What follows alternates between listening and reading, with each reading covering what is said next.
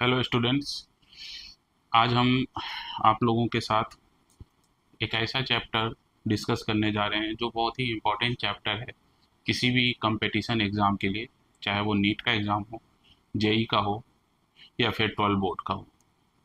वो actually chapter class 12 का है जिसको हम लोग इलेक्ट्रोकेमिस्ट्री के नाम से जानते हैं। आज हम लोग इसी चैप्टर को डिटेल में पढ़ेंगे और साथ ही साथ इसके सारे कंसेप्ट को अच्छे से समझेंगे। तो ज़्यादा टाइम नहीं खर्च करेंगे, हम लोग इस चैप्टर को शुरू करते हैं। तो इस चैप्टर को हम लोग नाम देंगे इलेक्ट्रोकेमिस्ट्री। ये क्लास 12 का चैप्टर है, ठीक है। इलेक्ट्रोकेमिस्ट्री।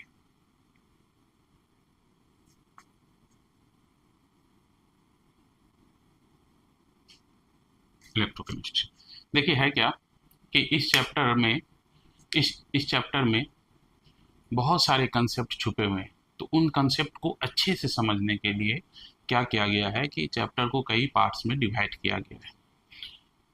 जैसे हम लोग इस चैप्टर को मेनली 3 पार्ट में डिवाइड करेंगे। पहला पार्ट को हम लोग कहेंगे इलेक्ट्रोकेमिकल सेल, दूसरा पार्ट को हम लोग कहेंगे इलेक्ट्रोलाइटिक सेल और तीसरा पार्ट को हम लोग कहेंगे कॉमर्शियल सेल। तो आज हम लोग सबसे पहले पढ़ेंगे इलेक्ट्रोकेमिकल सेल। इस चैप्टर का सबसे पहला पार्ट, इस चैप्टर को हम फिर से बता दें, 3 पार्ट में डिवाइड करके हम लोग पढ़ेंगे इलेक्ट्रोकेमिकल सेल, इलेक्ट्रोलाइटिक सेल और commercial cell.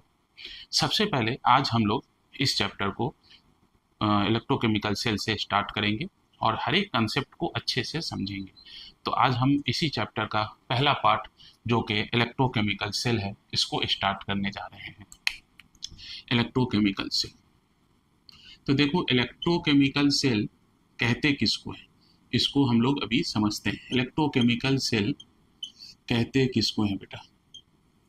Electrochemical cell, electrochemical cell ऐसे सेल को कहते हैं जिसमें हम लोग स्पॉन्टेनियस रेडॉक्स रिएक्शंस करवा करके इलेक्ट्रिक करंट प्रोड्यूस कर लें। मतलब वो इलेक्ट्रोकेमिकल सेल एक ऐसा ऑपरेटस है जिस ऑपरेटस में हम लोग क्या करते हैं, स्पॉन्टेनियस रेडॉक्स रिएक्शन करवाते हैं और उस स्पॉन्टेनियस रेडॉक्स रिएक्शन के होने से आपको एक डीसी करंट, डीसी मतलब डायरेक्ट करंट, डीसी करंट कहाँ पाया जाता है? बैटरी से जो करंट हमें मिलता है, जो हम लोग टॉर्च में यूज़ करते हैं, घड़ी के में वाल घड़ी में यूज़ करते हैं, उस करंट को हम लोग डीसी करंट कहते हैं। डीसी का मतलब डायरेक्ट करंट। तो हम लोग इलेक्ट्रोकेमिकल सेल में स्पॉन्टेनियस रेडॉक्स रिएक्शन करवाएंगे और डीसी करंट को प्रोड्यूस करेंगे। ये कैसे होता है, इसी चीज़ को हम लोग एक एग्जाम्पल से समझेंगे। तो सबसे पहले हम लोग इलेक्ट्रोकेमिकल सेल के इंपॉर्टेंट फीचर्स को लिख लें। तो इसके अंदर हम लोग क्या कहेंगे? पहला point, spontaneous redox reaction. Spontaneous redox reaction कैसा रिएक्शन होता है? Spontaneous redox reaction. ये जो स्पॉन्टेनियस रेडॉक्स रिएक्शन है बेटा, इसके लिए हम लोगों ने पढ़ा था क्लास 11th में कि डेल्टा जी का वैल्यू जो है, डेल्टा जी का वैल्यू वो कैसा होता है? निगेटिव होता है। स्पॉन्टेनियस जो भी चीज़ स्पॉन्टेनियस होता है उसमें डेल्टा जी का वैल्यू निगेटिव होता है।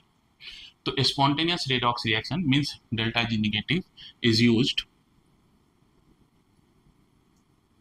To produce a DC current, to produce a DC current. ये डीसी करंट का मतलब है डायरेक्ट करंट, जैसा भी हमने आपको कहा था, डीसी का फुल फॉर्म है डायरेक्ट करंट। तो हम लोग एक स्पॉन्टेनियस रेडॉक्स रिएक्शन करा के डीसी करंट प्रोड्यूस कर लेंगे। नेक्स्ट प्रॉपर्टीज इसमें ये याद रखना है कि इस सेल्स में हम लोगों को एक ऐसा सेल पढ़ना है जो हमारे एनसीईआरटी में दिया हुआ है, जो हमारे 12 बोर्ड के लिए भी के एग्ज़ाम में भी पूछा जाएगा। और वही एग्जाम्पल हम लोग इस क्लास में भी डिस्कस करेंगे, जो हमारे सिलेबस का एग्जाम्पल है। हम लोग आउट ऑफ सिलेबस जाके कुछ भी नहीं करेंगे, हम लोग अपने सिलेबस पर स्टिक होकर के चीज़ों को पढ़ेंगे। और चूँकि हमें मालूम है कि उसी सिलेबस से क्वेश्चन आने वाले हैं, तो हमारे सिलेबस में जो एक एग्जाम्पल दिया गया है इलेक्ट्रोकेमिकल सेल का, वो एग्जाम्पल है आपको रेडॉक्स, ये एग्जाम्पल है आपको गैल्वेनिक सेल। ये एग्जाम्पल हम लोग देख रहे हैं। किसका एग्जाम्पल है ये बेटा? इलेक्ट्रोकेमिकल सेल का एग्जाम्पल है गैल्वेनिक सेल और गैल्वेनिक सेल में भी हम लोग एक एग्जांपल देखेंगे, पार्टिकुलर एग्जांपल नाम अगर दे दिया जाए तो डैनियल सेल। डैनियल सेल तो इलेक्ट्रोकेमिकल सेल का एग्जांपल है गैल्वेनिक सेल। गैल्वेनिक सेल के भी अंदर हम लोग एक एग्जांपल देखने जा रहे हैं डैनियल सेल। आप ऐसे भी कह सकते हो कि इलेक्ट्रोकेमिकल सेल का बेटर एग्जांपल, अच्छा एग्जांपल डैनियल सेल होता है, और ये डैनियल सेल हमारे एनसीईआरटी के सिलेबस में दिया हुआ है, तो हमें वही पढ़ना है, डैनियल सेल ही पढ़ना है। तो डैनियल सेल होता क्या है इसको हम लोग समझते हैं। डैनियल सेल के अंदर हम लोगों को सबसे पहले यहाँ पर समझना है कि डैनियल सेल में होता क्या है।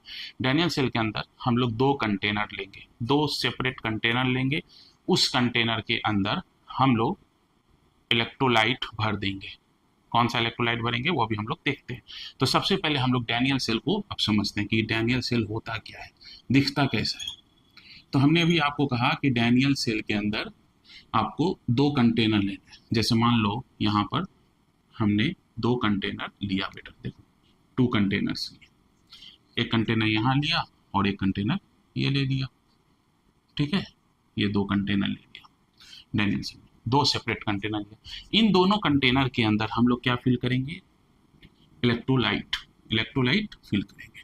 इलेक्ट्रोलाइट फिल कर दिया। अब डैनियल सेल के अंदर जो कंटेनर लेफ्ट हैंड में, इसको अगर मिडिल मान ले तो ये लेफ्ट हैंड में, तो लेफ्ट हैंड में जो कंटेनर है उसमें हम लोग ZnSO4 फिल करेंगे, जिंक सल्फेट, और कैसा एक्वस ZnSO4। और इसमें हम लोग क्या फिल करेंगे, जो राइट हैंड साइड में है इसमें हम लोग फिल करेंगे एक्वस CuSO4, एक्वस CuSO4।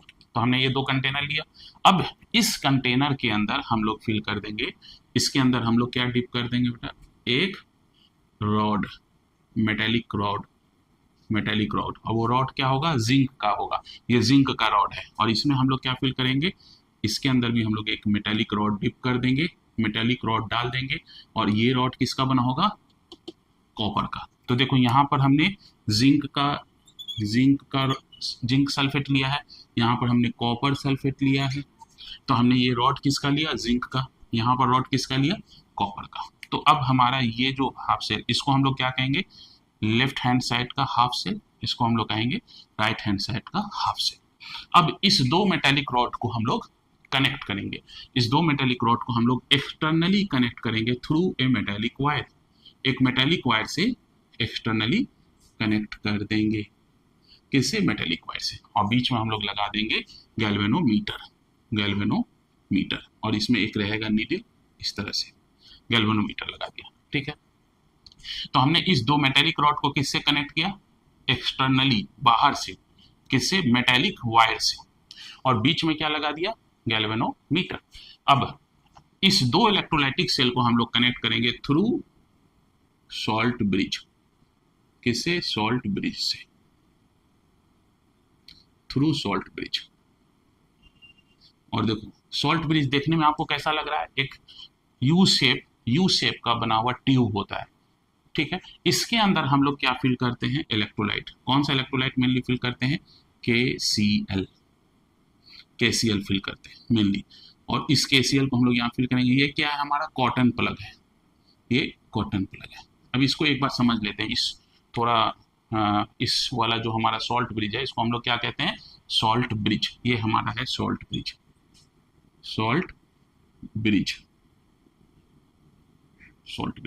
तो सॉल्ट ब्रिज हमने लिया, और सॉल्ट ब्रिज में हमने KCl फिल कर दिया है। अब देखो क्या होगा कि हमने यहाँ पर एक स्विच भी लगा दिया है, एक स्विच लगा है, ठीक है। और इस स्विच को जैसे ही आप ऑन करोगे क्या होगा, देखो इस स्विच को जैसे ही ऑन करोगे तो क्या होगा यहाँ पर कि इस रॉड से Zn2+ बाहर आना शुरू करेगा। कौन आना शुरू करेगा, Zn2+, ठीक है। और इस रॉड के तरफ आपको Cu2+ मूव करेगा, कॉपर कैटायन मूव करेगा। तो देखो ध्यान से समझो, इस रॉड से Zn2+ आने लगा और इस रॉड के तरफ Cu2+ जाना शुरू कर दिया। अब Zn2+ जब इस रॉड से बाहर निकलेगा, Zn2+ ion means Zn2+ cation अगर इस रॉड से बाहर निकलेगा तो देखो क्या होगा, समझोगे इस बात को। यहाँ पर क्या हो रहा है, जिंक रॉड से Zn2+ निकल रहा है, और यहाँ क्या हो रहा है कि कॉपर सल्फेट में जो Cu2+ है वो इस मेटेलिक रॉड के पास आ रहा है। अभी समझो क्या होगा। शुरुआत में इनिशियली क्या था बेटा, इनिशियली क्या था कि जितना Zn2+ केटाइन था उतना ही सल्फेटाइन भी था। मतलब रेशियो अगर आप चेक करोगे तो 1:1 का था, 1:1 का रेशियो था। और यहाँ पर भी अगर आप देखें इनिशियली तो जितना Cu2+ था उतना ही सल्फेटाइन भी था, SO4 2- भी था, यानी रेशियो कितना था, 1:1 का था, इस तरह से। मगर अब क्या हुआ, कुछ समय के बाद जब Zn2+ यहाँ निकलना शुरू हो जाएगा तो हम लोग कहेंगे आफ्टर टाइम t, कुछ समय के बाद, जब टाइम कुछ गुजर गया हमारा t टाइम के बाद, यहाँ पर Zn2+ का कंसंट्रेशन बढ़ जाएगा और यहाँ पर सल्फेटाइन का कंसंट्रेशन घट जाएगा। टी टाइम के बाद यहाँ पर सल्फेटाइन का कंसंट्रेशन बढ़ जाएगा, घटेगा नहीं, बढ़ जाएगा, ये होगा। अब देखो क्या हुआ, Zn2+ जब यहाँ पर निकल करके आया तो 2 इलेक्ट्रॉन को इसी मेटल के रॉड के ऊपर छोड़ दिया। मतलब जिंक रॉड जो है वो जिंक एटम से बना हुआ है, जिंक रॉड जिंक एटम से बना हुआ है, ठीक है ना, समझ रहे हैं बात को। अब जिंक कैटायन जब बाहर आया तो 2 इलेक्ट्रॉन को इसी सरफेस पर छोड़ दिया। अब ये 2 इलेक्ट्रॉन यहां से बाहर निकलेगा और इस तरह से इस जगह पर ट्रेवल करेगा। ये 2 इलेक्ट्रॉन ट्रेवल करेगा इस वायर के अंदर। क्यों ट्रेवल करेगा इस साइड, इसलिए कि इस साइड Cu2+ एक्यूमुलेट हो गया, तो 2 इलेक्ट्रॉन यहाँ पहुंचेगा और यहाँ पहुंच करके फाइनली ये 2 इलेक्ट्रॉन इस मेटल रॉड के पास पहुंच जाएगा और इस 2 इलेक्ट्रॉन को कौन ले लेगा, सोच के बताओ, Cu2+ ले लेगा, Cu2+ ले लेगा। तो हुआ क्या, Zn2+ यहाँ से मेटल रॉड से बाहर निकला, 2 इलेक्ट्रॉन को यहाँ पर छोड़ दिया। ये 2 इलेक्ट्रॉन इस मेटेलिक वायर से मूव करता हुआ इस रॉड पर पहुंचा और इस 2 इलेक्ट्रॉन को Cu2+ ने ले लिया। तो क्या हुआ, अब अगर आपसे पूछा जाए कि ऑक्सीडेशन किसका हुआ, अगर आपसे हम पूछें कि बताओ बेटा ऑक्सीडेशन किसका हुआ, तो आप कहोगे ऑक्सीडेशन का मतलब क्या होता है, लॉस ऑफ इलेक्ट्रॉन। ऑक्सीडेशन का मतलब होता है लॉस ऑफ इलेक्ट्रॉन। तो किसने इलेक्ट्रॉन को लॉस किया, इस मेटेलिक रॉड ने इलेक्ट्रॉन को लॉस किया। कैसे लॉस किया, इसने 2 इलेक्ट्रॉन को लॉस करके यहीं छोड़ दिया और जिंक कैटायन को बाहर निकाल दिया। तो हम लोग क्या कहेंगे यहाँ पर कि जिंक मेटल कैसा है, सॉलिड है, इसलिए हम यहाँ पर S लिख रहे हैं। S लिखने का मतलब क्या है, जिंक मेटल।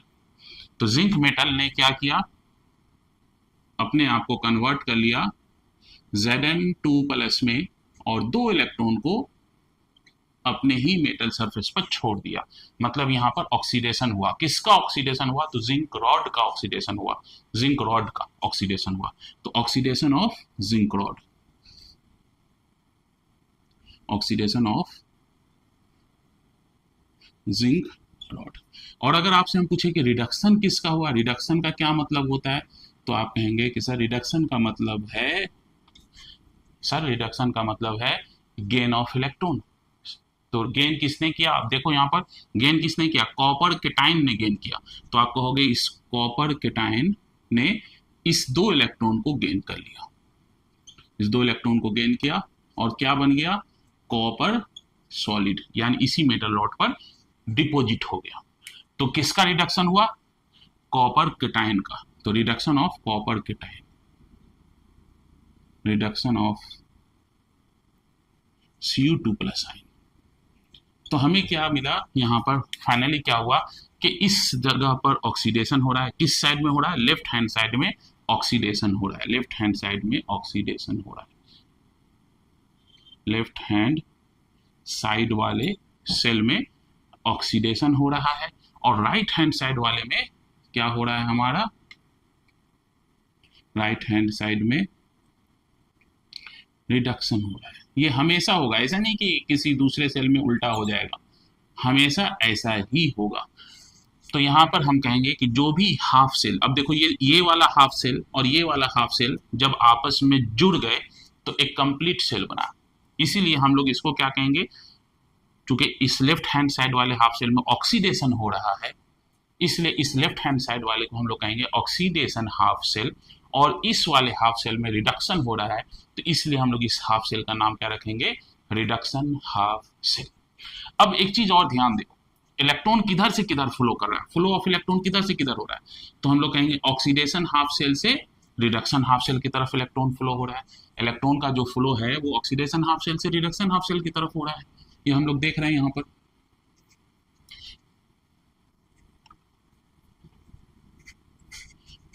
तो electron flows from oxidation half cell to reduction half cell. तो फ्लो ऑफ इलेक्ट्रॉन अगर आपसे कोई पूछे कि फ्लो ऑफ इलेक्ट्रॉन किधर से हो रहा है बेटा बताओ, तो आप कहोगे फ्लो ऑफ इलेक्ट्रॉन किधर से किधर हुआ, oxidation half cell, oxidation half cell से किधर, reduction to reduction half cell, reduction half cell, ये हम लोगों को याद रखना है, रिडक्शन हाफ शेल। ठीक है, अगर हम आपसे पूछें कि फ्लो ऑफ इलेक्ट्रॉन तो आपने सही बता दिया, अब आप बताओ फ्लो ऑफ करंट किधर से हो रहा है, करंट का फ्लो किधर से हो रहा है, तो आप कहोगे flow of current, flow of current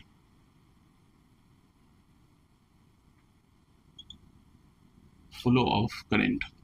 तो एक कंसेप्ट हम लोगों को याद रखना है, बहुत छोटा सा कंसेप्ट है कि इलेक्ट्रॉन जिस डायरेक्शन में फ्लो करता है,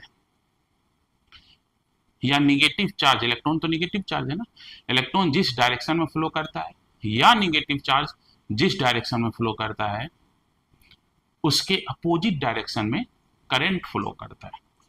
फिर हम लोग क्या कहेंगे, एक और कंसेप्ट ऐसे भी कह सकते हैं, पॉजिटिव चार्ज जिस डायरेक्शन में फ्लो करता है, पॉजिटिव चार्ज जिस डायरेक्शन में फ्लो करता है उसी डायरेक्शन में करंट भी फ्लो करता है, ये याद रखना है। तो अब हम लोग देख रहे हैं कि यहाँ पर इलेक्ट्रॉन फ्लो कर रहा है ऑक्सीडेशन हाफ शेल से रिडक्शन हाफ शेल की तरफ, तो फ्लो ऑफ करंट किधर होगा, from reduction half cell to oxidation half cell, reduction half cell to oxidation half cell. बहुत सिंपल सा बात है, ये पूछा जाता है ऑक्सीडेशन हाफ शेल।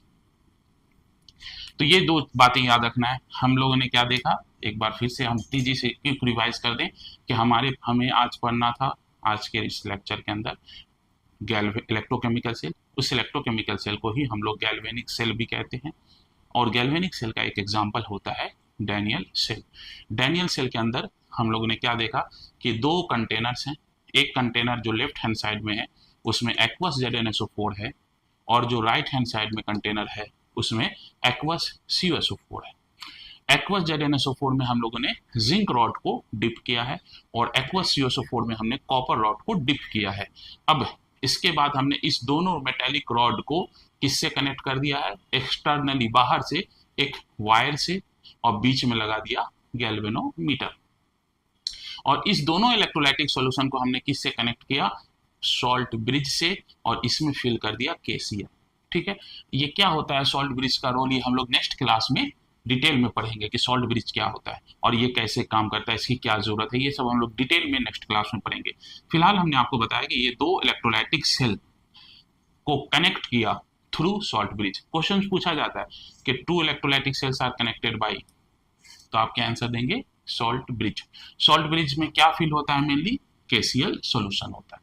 अब क्या होता है, जैसे ही आपने इस सिस्टम को तैयार कर दिया तो इसको हम लोग नाम देते हैं डैनियल सेल। इस डैनियल सेल में इस वाले हाफ सेल को कहते हैं लेफ्ट हैंड साइड में जो है उसको ऑक्सीडेशन हाफ सेल, और राइट हैंड साइड में जो है उसको हम लोग कहते हैं रिडक्शन हाफ सेल। ठीक है, अब देखो क्या होगा, जिंक Zn2+ बन करके यहाँ इस सॉल्यूशन में इंटर करेगा। कहां से Zn2+ आ रहा है, इस जिंक रॉड में से Zn2+ इस इलेक्ट्रोलाइटिक सॉल्यूशन में आ रहा है, और ये दो इलेक्ट्रॉन को इसी जिंक रॉड के सरफेस पर छोड़ दिया गया है। ठीक है, और ये कॉपर कैटायन क्या हो रहा है, यहाँ पर जो एक्वस CuSO4 है उसका कॉपर कैटायन इस मेटेलिक रॉड के पास आ रहा है। क्यों आ रहा है ये सब हम लोग नेक्स्ट क्लास में समझेंगे डिटेल में, कि क्यों Zn2+ बाहर निकला, क्यों Cu2+ यहाँ गया, ये सब हम लोग नेक्स्ट लेक्चर में डिटेल में समझेंगे। फिलहाल अभी हम आपको एक बता रहे हैं आज के लेक्चर में कि हमारे इस डैनियल सेल के अंदर होता क्या है। Zn2+ देखो यहाँ पर आया, कहाँ से आया, इस मेटेलिक रॉड से Zn2+ बाहर आया और Cu2+ यहाँ पहुंचा। अब क्या होगा, ये दो इलेक्ट्रॉन यहाँ से ट्रेवल करता हुआ यहाँ पहुंचेगा, और इस दो इलेक्ट्रॉन को कौन ले लेगा, Cu2+। हम लोगों को मालूम है कि ऑक्सीडेशन का मतलब होता है loss of electron. Loss of electron कौन? तो जिंक रॉड, ZnS लिखा ना, इसका मतलब सॉलिड। तो ये रॉड, मेटेलिक रॉड क्या है? सॉलिड है। तो जिंक सॉलिड से Zn2+ आयन को रिलीज किया और 2 इलेक्ट्रॉन को छोड़ दिया, तो जिंक रॉड का ऑक्सीडेशन हो गया, तो हमने इसलिए लिखा ऑक्सीडेशन ऑफ जिंक रॉड। फिर आप देख रहे हो कि रिडक्शन का मतलब क्या होता है? Gain of electron. तो किसने गेन किया? Cu2+ ने इलेक्ट्रॉन को गेन किया है, Cu2+ इसी 2 इलेक्ट्रॉन को गेन किया और कॉपर सॉलिड में कन्वर्ट हो गया। तो हम लोग कहेंगे रिडक्शन ऑफ, किसका रिडक्शन हुआ? कॉपर रॉड का नहीं, कॉपर केटाइन का। ठीक है। इनिशियली देखिए क्या था, Zn2+ और सल्फेट आयन 1:1 के रेशियो में था, और बाद में क्या हुआ, कुछ समय के बाद Zn2+ का कंसंट्रेशन यहाँ बढ़ने लगा। यहाँ पर क्या था इनिशियली? Cu2+ और सल्फेट आयन का 1:1 कंसंट्रेशन था। बाद में क्या हुआ? सल्फेट आयन का कंसंट्रेशन बढ़ने लगा। क्यों बढ़ने लगा? इसलिए कि Cu2+ यहाँ डिपोजिट होने लगा, तो सल्फेट आयन का अमाउंट बढ़ने लगा। फिर हमने क्या बोला कि इलेक्ट्रॉन किधर से किधर फ्लो हो रहा है? इस साइड से ऑक्सीडेशन हाफ शेल से रिडक्शन हाफ शेल की तरफ जा रहा है, तो flow of electron oxidation half cell to reduction half cell. और हमने आपको यही बताया था कि नेगेटिव चार्ज या इलेक्ट्रॉन जिस डायरेक्शन में फ्लो करता है उसके अपोजिट डायरेक्शन में हमारा करंट फ्लो करता है। तो फ्लो ऑफ करंट किधर से किधर होगा? आप याद रखें, from reduction half cell to oxidation half cell. तो आई होप आप लोगों को ये टॉपिक समझ में आया होगा। अगर नहीं समझ में आया होगा तो आप हमें कमेंट बॉक्स में कमेंट करके बता सकते हो। Thank you very much for listening me.